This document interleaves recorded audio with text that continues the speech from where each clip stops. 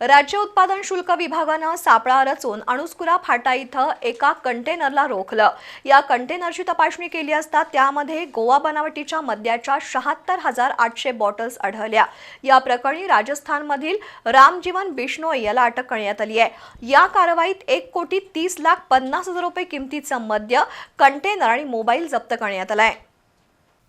जिल्हा परिषद आणि पंचायत समितीच्या निवडणुकीच्या अनुषंगानं राज्य उत्पादन शुल्क कोल्हापूर विभागाच्या अधीक्षक स्नेहलता नरवणे, उपाधीक्षक युवराज शिंदे यांनी विविध पथकं सक्रिय केली आहेत।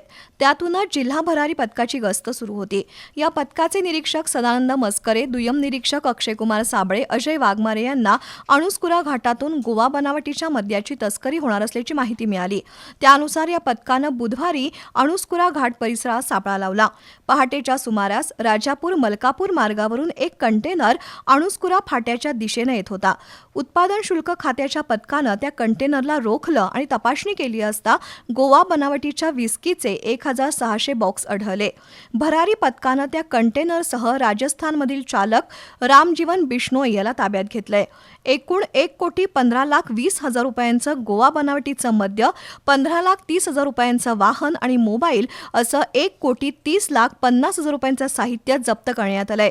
ही कारवाई सहाय्यक दुय्यम निरीक्षक कांचन सरगर, जवान विलास पवार, सचिन लोंढे, विशाल भोई, धीरज पांढरे, साजिद मुल्ला यांनी केली आहे।